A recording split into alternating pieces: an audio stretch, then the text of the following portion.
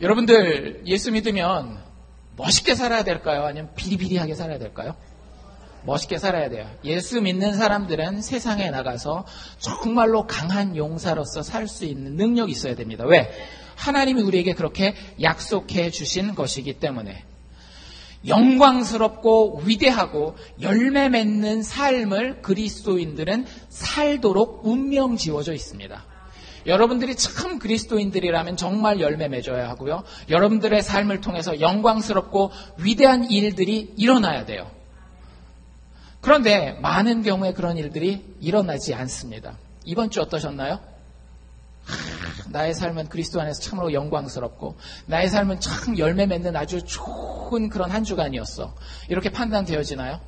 아니면 내가 예수 믿은 지 1년 되고 2년 되고 3년 되고 5년 되고 10년 되고 20년 됐는데 나의 삶은 여전히 성경에서 이야기하는 많은 성경의 위인들의 이야기는 딴 나라 이야기인 것 같고 나는 늘 비리비리하고 교회는 다니지만 교회 다니는 것 자체도 참 너무 힘들고 이런 마음으로 신앙생활을 하고 계십니까?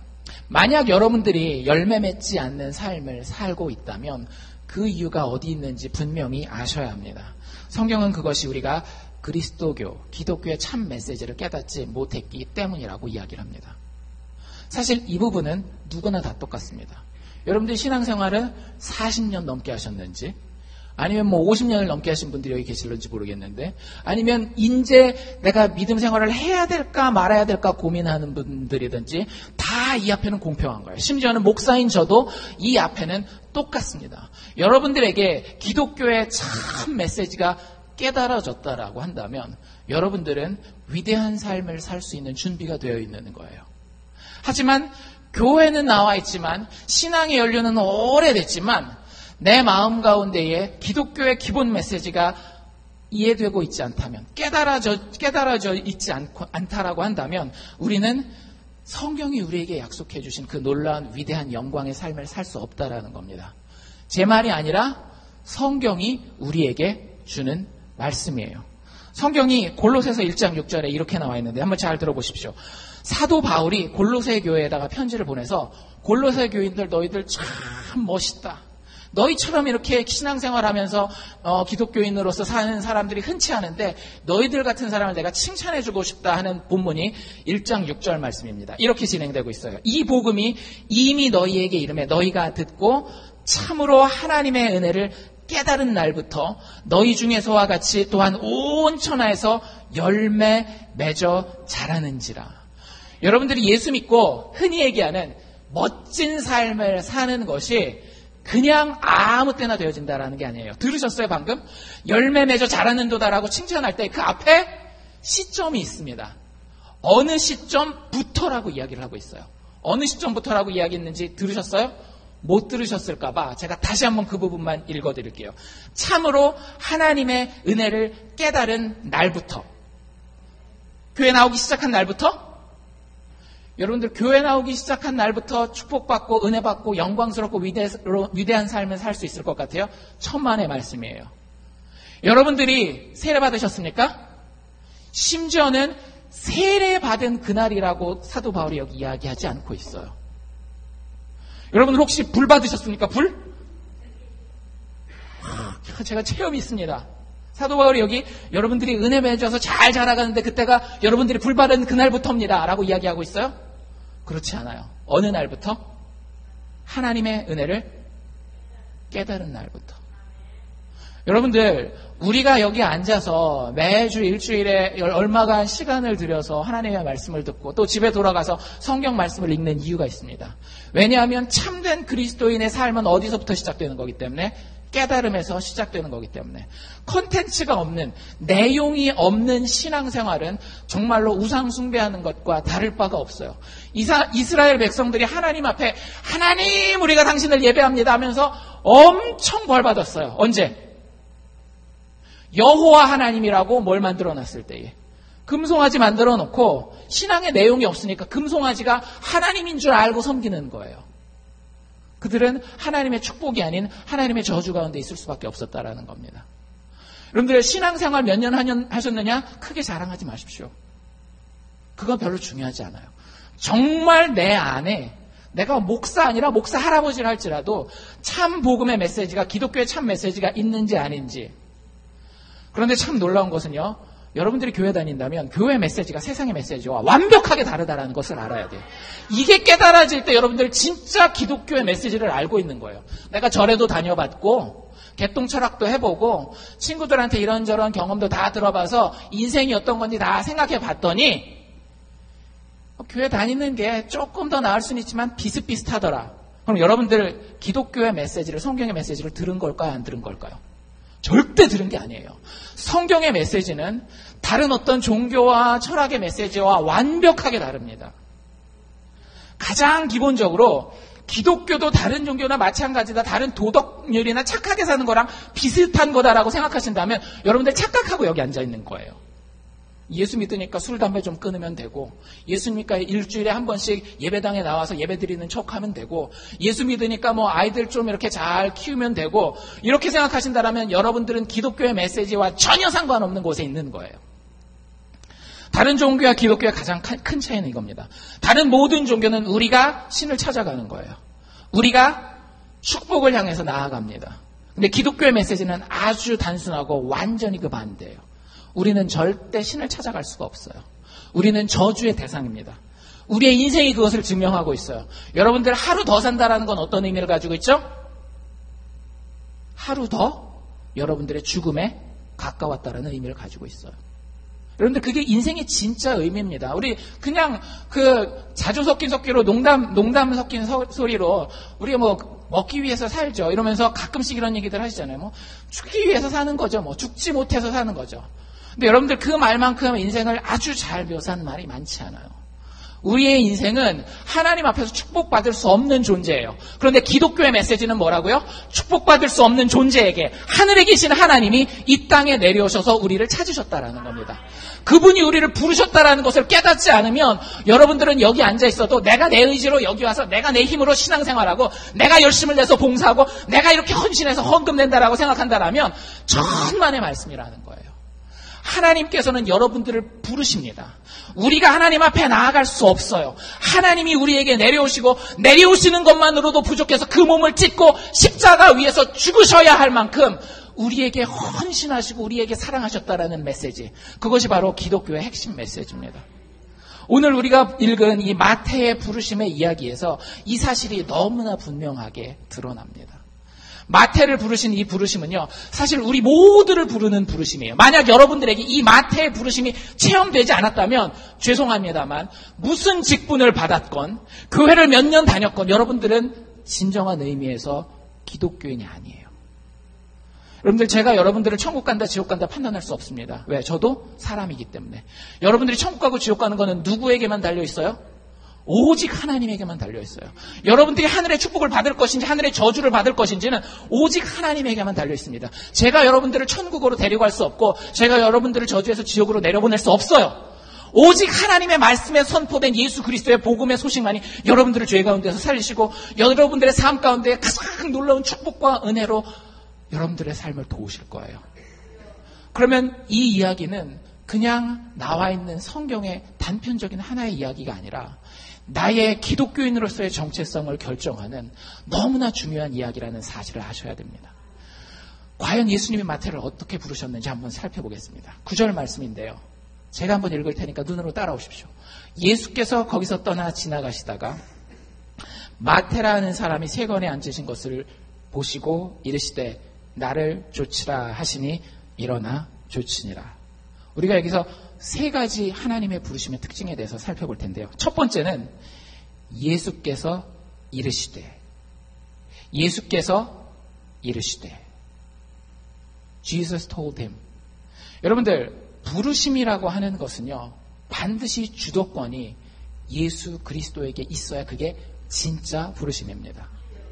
여러분들, 여러분들이 신앙생활에 대해서 책임지고 신앙생활을 하는 것 같습니까? 오늘 여기 나오는데 내 의지가 결정적이었던 것 같습니까?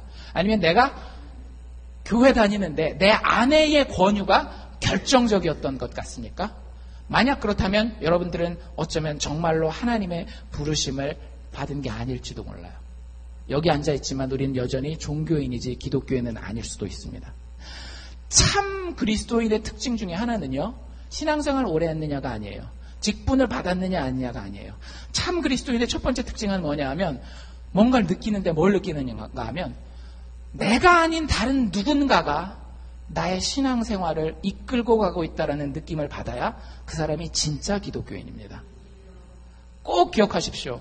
나의 열심이 지금 나의 신앙생활을 이끌고 가고 있다라고 생각하는 분이 혹시 계시면 죄송합니다만 그리스도인 아니에요.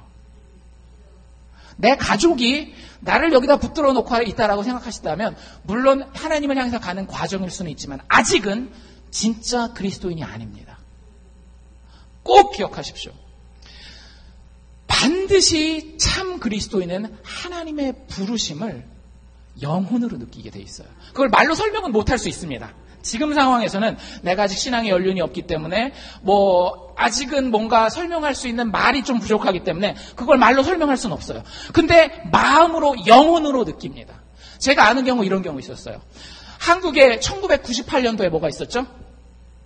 IMF 사태라는 게 있었어요. 김영삼 대통령에서 김대중 대통령으로 넘어갈 때 우리나라에 뭐가 부족했냐면 달러가 부족했습니다. 다른 나라의 돈을 빌려왔으면 시간 내에 갚아야 하는데 왕창 갚아야 될 돈이 돌아왔는데 갚을 수 있는 돈이 없었어요. 그래서 우리나라가 거의 국가 부도 사태, 디폴트 사태를 맞이하게 돼요. 그래서 김대중 대통령이 되자마자 제일 먼저 신경 썼던 게 뭘까요? 달러 빌려오는 거였어요. 근데 그 당시에 왜 금모으기 했어요? 그거 가지고 달러 살려고 그랬었던 거예요. 달러를 들여오는 건데 제가 아는 한 집사님이 이 IMF 때 돈을 엄청 벌었어요. 왜냐하면 나라에서 달러를 들여오는 사람들한테 커미션을 엄청 많이 준 겁니다. 이분이 좋은 대학을 졸업하고 미국에서 MBA 하시고 한국에 들어가서 펀드 매니저를 하면서 IMF 때 달러 들여오는 일을 했는데 아주 잘했어요. 그래서 나라에 큰 도움을 줍니다. 그리고 자기가 거기서 1%씩만 먹어도 여러분들 나라 대 나라의 거래는 어때요? $1,000 이렇게 하나요? million, billion 이렇게 거래를 하잖아요. 그러니까 거기서 1%, 2%만 해도 자기한테는 엄청나게 큰 돈이 생긴 거예요. 그분은 사실은 신앙생활 열심히 안 했어요. 그분 아내가 신앙생활을 좀 열심히 했었습니다. 사랑의 교회에서 제자훈련도 받고 사역훈련도 받고 우리식으로 얘기를 하자면 목자가 돼서 열심히 섬기는 그런 분이었는데 아내는 교회 열심히 다니고 나는 그거랑 상관없이 나중에 나도 나이 들고 은퇴하고 나면 신앙생활 좀 할 수 있겠지 이런 생각을 하던 분이었어요. 그분이 돈에 대한 걱정이 이제 없죠. 그렇죠? 막 살고 있는데 어느 날 텔레비전을 켰는데 인도네시아에 쓰나미 몰려왔었던 거 기억납니까? 쓰나미가 한 마을을 쫙 훑고 가는 그 장면을 본 거예요. 여러분들 혹시 그 장면 뉴스를 보신 거 기억나세요? 수년 전이죠. 이미 오래됐어요. 어떤 느낌이 드셨어요? 아이고 참 이런 생각 그냥 할 거예요. 근데 그분은 그거보다 한 걸음 더 나가셨어요. 자기 마음 가운데에 하나님께서 주시는 듯한 부르심이 들렸다라는 겁니다. 내 인생 내가 이렇게 돈 많이 가지고 있지만 저 쓰나미가 몰려와서 아무렇지도 않던 마을 하나를 탁 휩쓸어 가는 것처럼 그게 나의 건강이 될지 아니면 내가 지금 자랑하고 있는 재물이 될지 모르지만 하루 만에 휩쓸어 갈 수 있겠구나라고 하는 그 거룩한 두려움을 하나님 앞에서 느꼈다라는 거예요. 여러분들 그분이 아내 따라서 가끔씩 교회도 나갔었어요. 하지만 그분 그리스도인 아니었습니다. 그런데 하나님의 부르심이 시작된 그 순간 그분은 참된 그리스도인의 첫 걸음을 시작하는 거예요. 여러분들은 어떻습니까? 여러분들에게 정말 그런 때가 있었습니까? 아니면 지금 그 부르심을 여러분들 체험하고 있습니까? 마음으로 느끼고 있습니까? 하나님이 나의 건강을 건드리시는 것 같아요. 하나님이 나의 가족의 상황을 내가 생각하지 않았던 방향으로 몰고 가시는 것 같아요. 하나님이 나의 사업에 대해서 내가 생각하는 것과는 다른 방향으로 아니 내가 생각하는 방향으로 가는데 너무나도 빨리 그 방향으로 혹은 몰고 가고 계시지는 않으십니까? 여러분들 그 모든 것들이 하나님의 부르심입니다. 그런데 참 기독교인 된 사람은 그게 마음에 느껴진다라는 거예요. 우리가 절대 쓰나미 뉴스 본다고 다 그리스도인 되나요? 9/11 났을 때도 마찬가지예요. 뉴욕의 교회가 꽉꽉 들어찼었습니다. 그 당시에. 근데 그때도 여전히 교회 안 갈 사람들은 안 가는 거예요. 왜? 사람에게는 하나님을 찾아갈 수 있는 능력이 없기 때문에. 사도 바울이 로마서에서 뭐라고 이야기합니까? 기록된 바 의인은 없나니 하나도 없으며 깨닫는 자도 없고 하나님을 찾는 자가 있다 없다? 하나님을 찾는 자도 없다라고 이야기해요. 다 치우쳐서 한 가지로 무익하게 되고 선한을 행하는 자도 한 명도 없다라고 이야기합니다. 그게 우리예요. 본능적으로 자연적으로 우리는 그리스도인이 될 수 없는 존재들입니다. 그리스도인이 되는 첫 단계는 하나님이 그 걸음을 시작하신 거예요. 그것이 내 안에 느껴지냐라는 거죠. 참 하나님을 만났다라는 증거는 외부의 힘이 나를 찾아왔음을 느끼고 내가 그것에 대해서 인정할 때에, 하나님 이게 내가 찾아서 만난 게 아니군요. 하나님이 나를 찾아오셨군요. 여러분들 진짜 신앙생활 오래 하고 본받을 만한 분들한테 물어보세요. 얼마나 열심히 하셨길래 이렇게 신앙생활 열심히 하세요? 그럼 백발백중 그 사람 뭐라고 얘기를 할까요? 제가 하나님을 찾아간 게 아니라 하나님이 나를 찾아오셨습니다. 물론 간증거리는 되게 많을 거예요. 제가 그 중에 금식 기도도 했고요. 전도도 얼마나 열심히 했는지 몰라요. 제가 작정 기도하면서 막 1000번제도 드리고요. 헌금도 집을 팔아서 막 하고 이런 간증들 나올 수도 있어요. 그런데 그것 때문에 하나님을 발견한 게 아니라 정말 참 그리스도인은 뭐라고 얘기를 해요? 그 모든 과정까지도 하나님께서 사용하셔서 하나님이 먼저 나를 발견하셨습니다 라고 고백하는 자가 진짜 그리스도인이라는 거예요. 아직 이 걸음을 시작하지 않은 사람들이 우리 중에 있을 수 있어요. 기대하십시오. 하나님께서 우리들 마음 가운데 이 일을 시작하기를. 하나님 아무에게나 일을 시작하시진 않아요. 하나님 앞에서 이것을 간절히 바라는 자들에게 시작합니다. 내가 지금 성경의 지식을 얼마나 아느냐 모르느냐가 중요한 게 아니에요. 과연 하나님의 부르심을 얼마나 기다리고 있고 그것을 사모하고 있고 그 앞에 겸손하게 납작 엎드려서 내가 아직 신앙이 없는 것을 하나님 앞에 정직하게 인정합니다. 하지만 하나님 만나볼 수 있기를 원합니다. 하나님이 그렇게 우리를 사랑하시고 하나님이 그렇게 우리를 축복하시기를 원한다면 그 하나님 내가 한번 만나보기를 원합니다. 나를 불러주십시오라고 겸손하게 엎드릴 수 있어야 한다라는 겁니다. 교회를 오래 다녔느냐, 성경을 얼마나 아느냐, 그런 문제가 아니라는 거예요. 여러분들의 외부의 삶에서, 삶의 외부에서 누군가가 찾아왔다라고 하는 것을 느끼는 것. 여러분들 내가 찾아가면 그건 뭐예요? 대가를 받는 거예요. 근데 남이 찾아오면 그건 뭐가 되는 거죠? 은혜가 되는 거예요. 왜 기독교를 은혜의 종교라 그러는지 아셔야 합니다. 부르심에서, 전적인 하나님의 주권에 달린 그 부르심에서. 여러분들이 어디 있든지 상관없어요. 하나님은 그 자리에서 부르십니다. 내가 최고의 상태에 있을 때 부르시기도 하고요. 내가 가장 바닥에 있을 때 부르시기도 해요. 두 번째, 마태의 부르심은요, 예수님이 주도적으로 부르신 부르심이었을 뿐만 아니라 이런 부르심이었습니다. 예수님이 마태를 향해서 뭐라고 부르셨죠? 딱 두 단어인데요. 나를 좇으라. 영어로 follow me. Follow these rules. 야, 니네 이런 거 잘 지켜야 돼. 이런 규칙을 따라야 돼. 예수님이 그렇게 얘기하셨다라고요? 아니에요. Follow me. 예수님은 우리를 부르실 때 절대 율법으로, 규칙으로 우리를 부르시지 않습니다. 예수님은 인격으로 우리와 만나기를 원하세요. 신앙생활 오래 해도 인격으로 예수를 만나지 않을 수 있어요. 예를 들면 이런 거예요. 성경책을 딱 보는데 성경책이 뭐로만 보일까요? 정보로만 보이는 거예요. 이렇게 하면 이렇게 되고 이렇게 하면 벌 받고 이렇게 하면 축복받고 뭐 이런 정보로만 보이는 거예요. 여러분들 결혼할 때 그렇게 하셨습니까? 여러분들 결혼할 때 배우자를 만날 때에 내가 이 사람을 만나면 돈을 요만큼 더 이익받고 내가 이 사람이랑 같이 다니면 좀 더 뽀대가 나고 이런 거 생각해가지고 계산해가지고 결혼하셨어요? 그건 언제 하는 거예요? 사업관계에서 그렇게 하는 거예요. 인격적인 관계는 반드시 뭐가 있어야 됩니까? 그 사람에 대한 헌신과 사랑이 있어야 돼요. 헌신과 사랑 안에서 예수를 만나기를 원하는 겁니다. 예수님이 뭐라고 얘기했느냐가 되게 중요해요. 여러분들 솔직히 말해서 속아서 결혼하신 분들도 있을 수 있잖아요. 진짜 그 손에 물 한 방울 묻히지 않고 여러분들 평생 시집살이가 아니죠. 그 결혼 생활 할 수 있다라고 얘기했을 때 여러분들 그 말을 어떻게 하셨어요? 믿으셨잖아요. 저 사람이 나한테 정말 왕자처럼 공주처럼 대해준다라고 하는 그 말 믿고 결혼하셨잖아요. 그 사람의 인격과 만난 거예요. 그럼 여러분들 예수님을 만나는 그 장면에도 뭐가 있어야 돼요? 예수님이 자기에 대해서 뭐라고 만나는지, 그거 말하시는지 그거에 대한 만남이 있어야 되는 겁니다. 여러분들 남편이나 아내는 여러분들을 속였을 수도 있어요.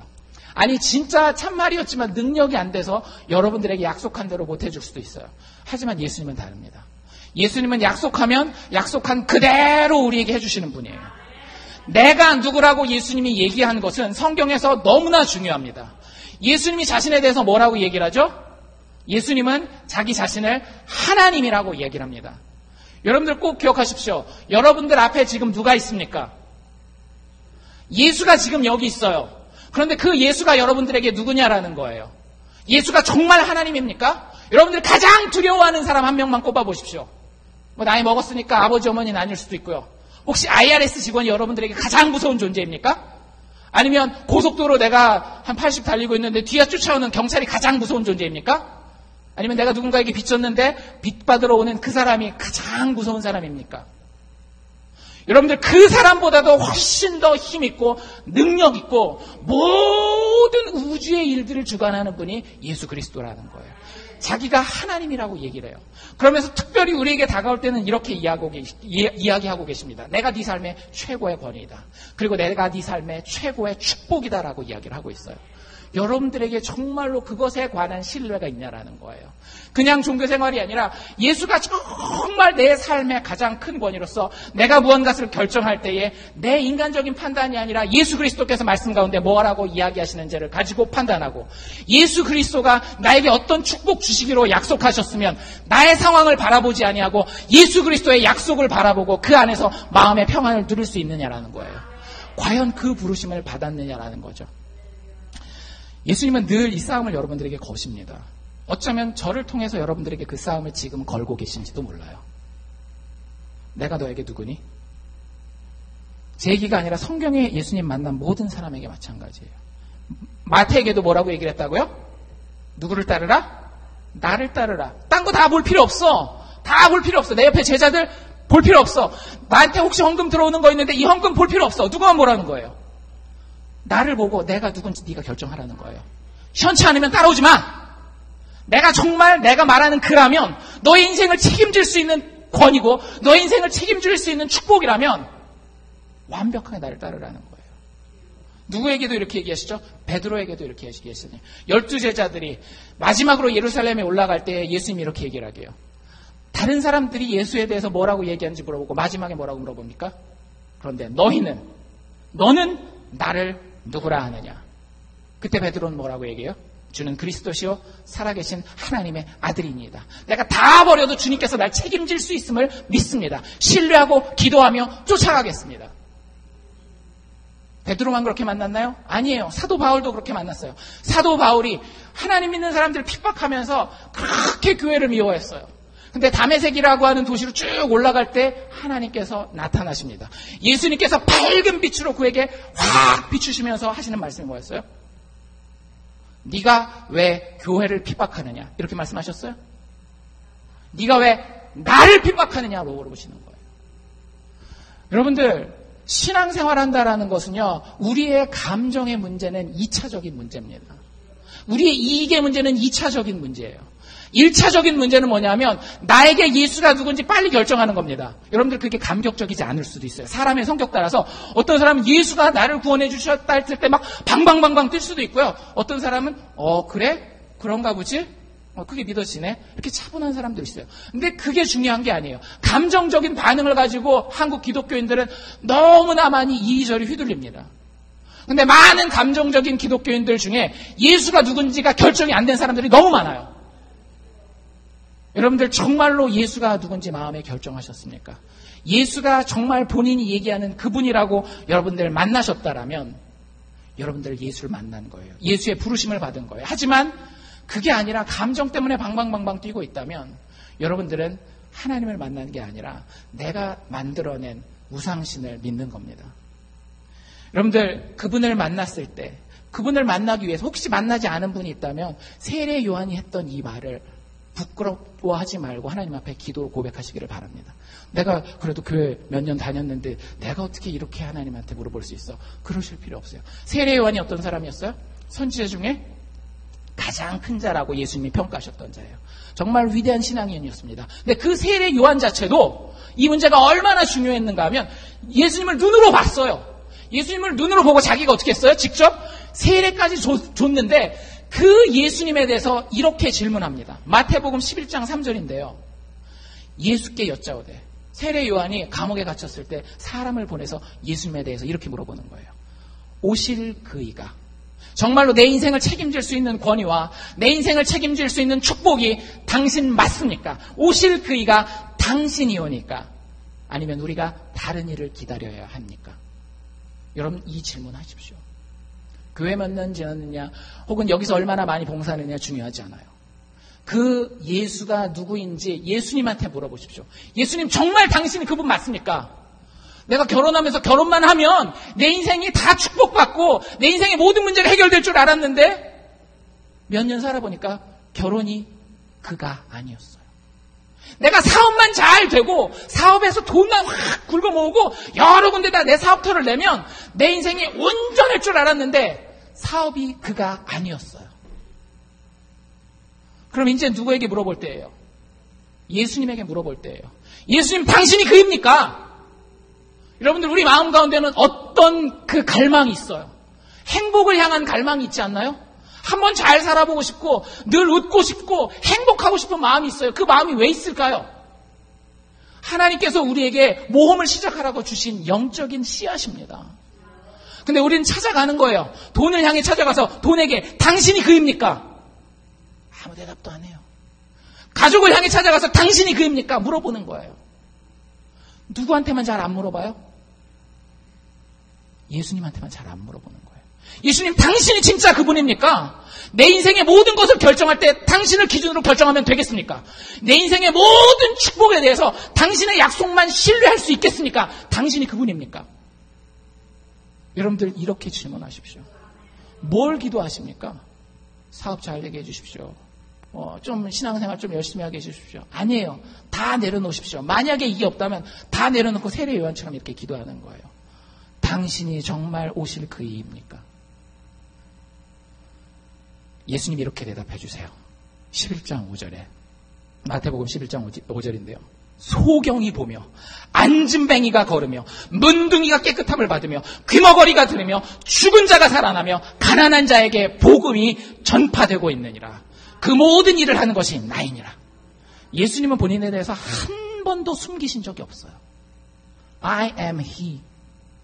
So who do you think I am? 예수님이 누구인지는 변한 적이 한 번도 없습니다. 과연 내가 예수님을 예수님 그대로 만나고 있는지, 아니면 그 예수님을 변형시켜서 만나고 있는지. 이 도전은요, 구원자가 누구냐에 대한 도전이에요. 네가 구원자니? 아니면 내가 구원자니? 예수님이 우리에게 그렇게 도전하시는 겁니다. Is it you or me? 양당 간에 결정하도록 부르시는 부르심이 예수님의 부르심이지, Okay, it's you sometimes, it's me sometimes. 한 발씩 한 발씩 거치는 그 부르심은 예수님의 부르심이 아니라는 걸 아십시오. 어쩌면 그건 내 욕심의 부르심이에요. 어쩌면 나의 사교적인 활동을 위한 나 자신의 부르심일런지 모릅니다. 예수님의 진짜 부르심은 성령의 역사 가운데에 이 부르심으로 마음이 편치가 않아요. 이거에 대한 답을 찾을 때까지. 성령께서 역사하시면 꼬리에 꼬리를 물고 진짜 당신이 그분입니까? 진짜 당신이 그분입니까? 진짜 당신이 그분입니까? 이 문제가, 이 질문이 해결될 때까지 잠도 자지 못하고 다른 데 신경 쓰지 못하고 참 부르심을 만나는 그때까지 애쓰게 됩니다. 어쩌면 우리 가운데 어떤 분들에게는 오늘이 그 첫 시간일지도 몰라요. 신앙생활 몇 년 했는지 중요하지 않다라고 말씀드렸죠. 어쩌면 오늘 여러분들에게 처음 예수님이 물어보는 걸 수 있습니다. 내가 진짜 너에게 누구니? 이것이 그리스도인 되는 가장 첫 단계입니다. 많은 신앙생활하는 사람들이 교회 들어올 때 뭐부터 배워요? 교회 가면 헌금은 얼마나 해야 되는지, 뭐 봉사는 얼마나 해야 되는지, 언제 예배 안 빠지고 나가야 되는지, 뭐 이런 걸 생각해요. 그 다음에 교회 가면 담배를 끊어야 되는지 말아야 되는지, 술은 계속 마셔야 되는지 말아야 되는지, 마신다면 몇 잔이나 마셔야 되는지. 제가 여기다가 맥주 한 잔 올려놓고 마시면 여러분들 어떻겠어요? 천국 갈까요? 못 갈까요? 네? 아이고, 참. 복잡하네요.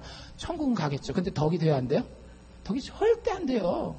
그러니까 여러분들 그 규칙에 대한 거는 우리가 천국 가는 거랑 아무 상관없는 얘기예요. 과연 교회에 덕이 되느냐 안 되느냐의 문제지.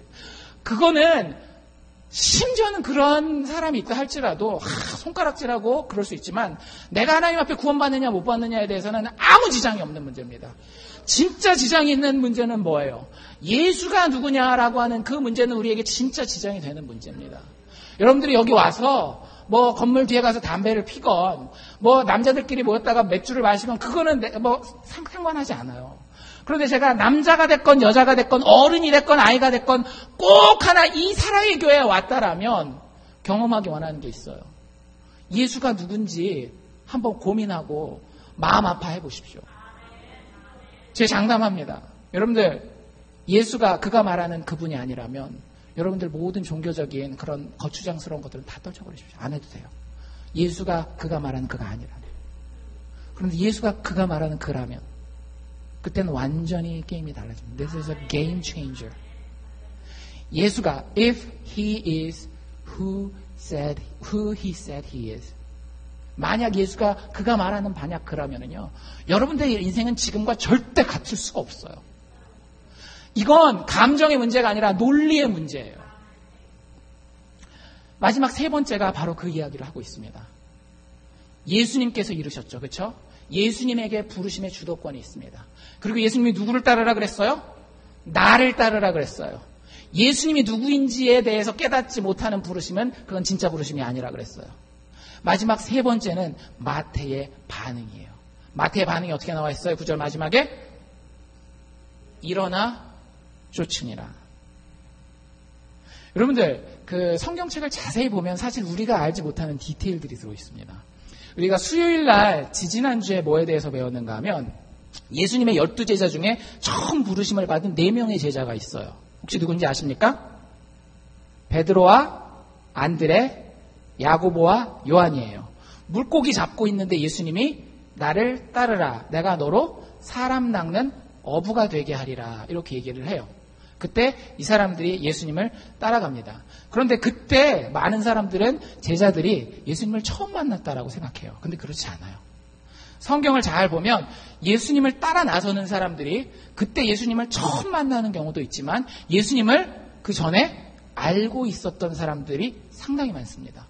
베드로와 안드레도 예수님을 알고 있었던 흔적이 있어요. 안드레 같은 경우는 이미 세례 요한의 제자로서 예수님이 세례 요한에게 세례를 받고 공생애를 시작하는 걸 봤던 사람이에요. 그래서 세례 요한이 안드레에게 직접 뭐라고 얘기를 하는가 하면 이제 저 사람을 따라가라고 얘기를 해요. 그러니까 그만큼 다 알고 있었어요. 그런데 마지막에 예수님이 부르시는 순간은 그 시점과는 다르다라는 거예요. 여러분들이 지금 교회에 와서 앉아있는 순간과 예수님을 만나서 그 부르심에 반응하는 순간, 그 시점은 다를 수 있다는 것을 보여줍니다. 마태도 아마 마찬가지였을 것 같아요. 마태가 다른 성경에는 레위라는 이름으로 나오거든요. 그런데 이미 갈릴리 지역에 예수님은 잘 알려져 있는 위대한 랍비였어요. 아주 위대한 선생님이었습니다. 그런데 이 예수에 대해서 마태가 알고 있었을 때 예수님을 따라갔어요? 안 따라갔어요? 안 따라갔어요. 지금 뭐 하고 있어요? 마태라고 하는 사람이 어디에 앉아 있다고요? 세관에 세금 걷는 그 사무실 오피스에 지금 앉아 있는 거예요. 그때 예수님이 이미 예수님을 알고 있는 마태에게 다시 나가서 나를 따르라라고 이야기를 합니다. 정확하게 우리가 한눈에 왜 따라갔는지는 잘 모르겠어요. 근데 마태는 어떻게 했더라고요? 부르심을 받았을 때 일어나서 쫓아갔다라는 거예요. 왜 따라갔을까요? 궁금하지 않습니까? 예수님이 불렀을 때 왜 마태가 예수님을 쫓아갔을까요? 예수님이 잘생겨서. 아닐까요? 영화 같은 데 보면 예수님 얼마나 잘생겼어요. 예수님 막 이렇게 머리를 긴 머리를 휘날리면서 잘생겼잖아요. 뭐 여자처럼 그렇게 뭐 아름답게 잘생긴 게 아니라면 혹시 카리스마 있는 남자 중에 남자 딱 마태가 딱 보고 너를 따라 하니까 와 따라가야 되겠어 보스구나 이래서 따라갔을까요? 답은 성경에 있어요. 그렇지 않다예요. 여러분들 이사야서 53장 기억하십니까? 이사야서 53장에 무슨 얘기가 나와 있어요? 고난받는 종에 대한, 하나님께서 보내실 메시아에 대한 묘사가 이렇게 들어있습니다. 근데 거기 이런 표현이 들어있어요. 다 아시는 거예요.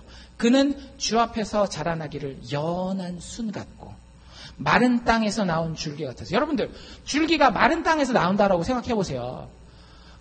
가뭄 가운데 줄기 하나 피슉 나오면 그 보기 좋겠어요, 안 좋겠어요?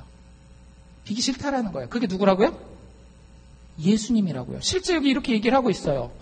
고운 모양이 없대요. 그럼 답이 나왔네요. 잘생겼다, 잘생기지 못했다? 잘생기지 못했다. 성경이 그렇게 얘기를 하고 있어요.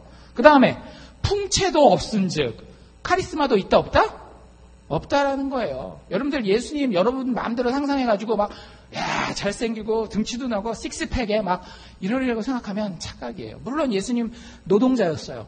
그 나무를 쪼개고 나무를 만지는 카펜터였기 때문에 물론 힘은 있었겠죠. 근데 겉으로 볼 때는 잘생기지도 않고 카리스마도 없었다라는 거예요. 우리의 보기에 흠모할 만한 아름다운 것이 그에게는 없었다라고 이사야서가 이야기하고 있고 예수님 실제 그러한 삶을 사셨습니다. 그런데 그 부르심을, 그 하나님의 부르심을 진짜 받은 자는요, 정말 신비롭게 그 부르심에 기쁨으로 순종하며 반응한다라는 거예요. 만약 여러분들 여기 앉아있는 이유가 남편의 권유 때문에, 혹은 아내의 권유 때문에, 혹은 사회적 책임 때문에, 아니면 그냥 소셜 라이프를 위해서 여기 앉아있다면요, 사실 여러분들은 부름받지 않았어요. 근데 여기 앉아있대 왠지는 모르지만 나를 부르신 그 분을 향한 두근거림을 가지고 여기 앉아있잖아요. 그럼 여러분들은 참된 부르심을 받은 겁니다. 상식을 뛰어넘어요. 여기 앉아있을 이유가 없는데 여기 앉아있게 되는 거예요. 잘 생각해보면 여러분들 막달라 마리아 기억하시나요? 막달라 마리아가 어땠어요? 예수님이 돌아가시기 전에 자기의 거의 혼수, 그 당시에는 여자들이 혼수를 준비하려면 큰 돈이 필요했거든요. 근데 그 향유, 혼수로 쓸 수 있을 만한 그 향유를 예수님 앞에 깨뜨리고 그 머리칼로 발을 씻는단 말이에요. 상식적입니까? 비상식적입니까?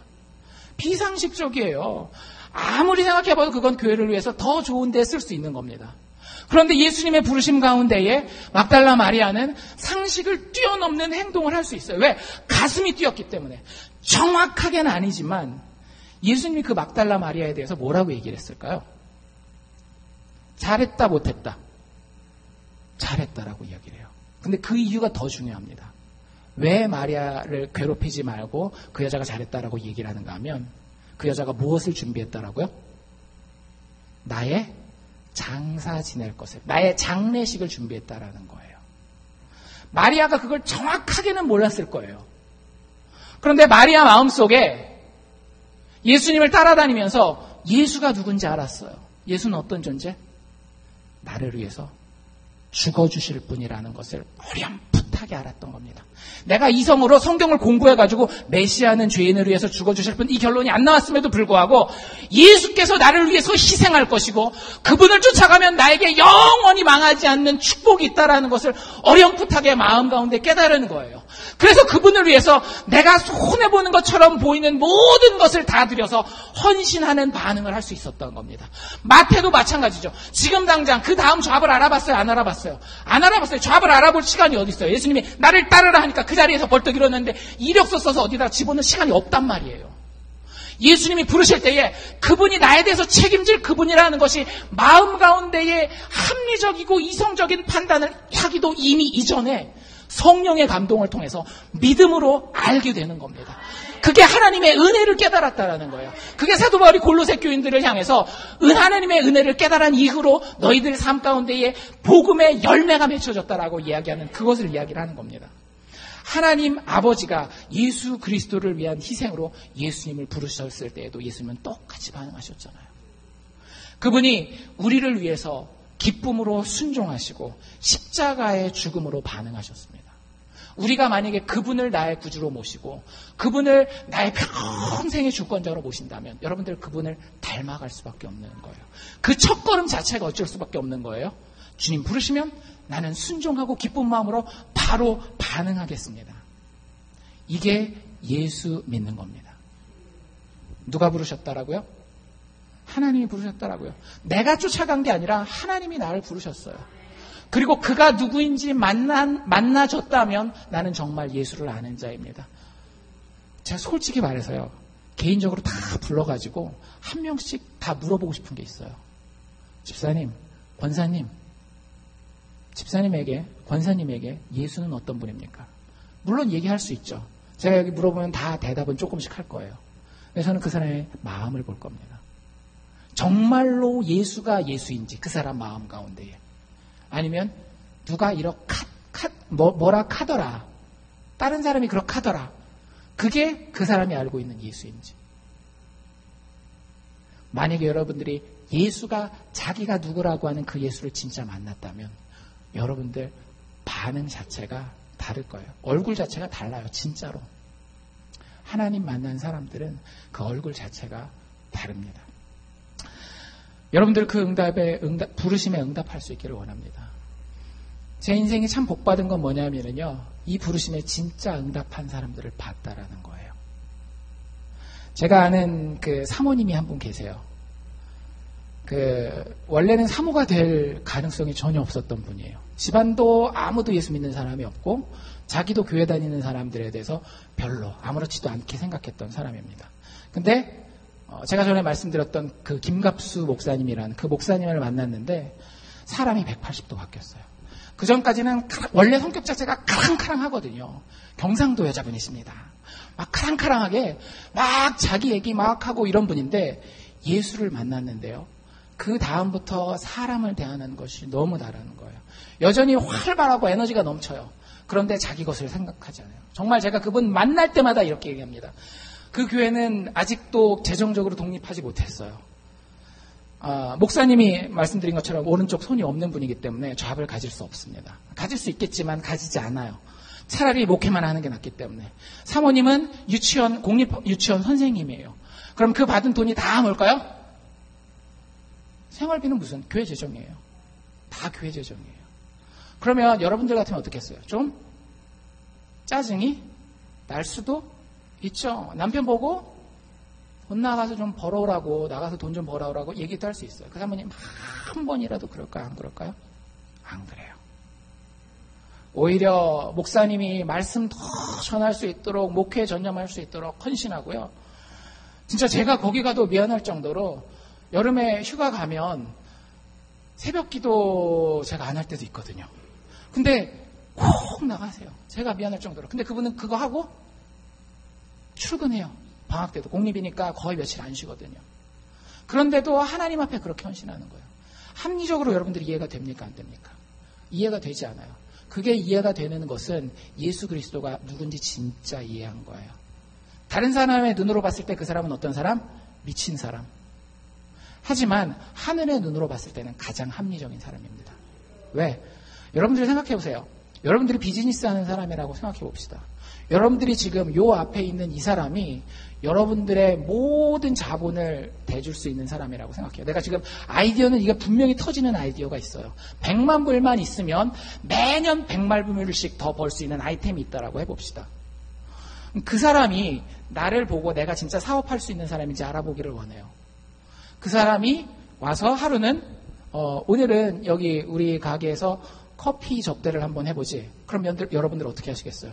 내가 100만 불짜리 아이템을 가지고 있는데, 매년 100만 불씩 벌 수 있는 아이템을 가지고 있는데 하면서 뻗이기겠어요? 아니면은 그 펀드를 얻기 위해서 그 사람이 나를 시험하는 그 시험을 하나 합리적이어 보이지 않더라도 다 감당하시겠어요?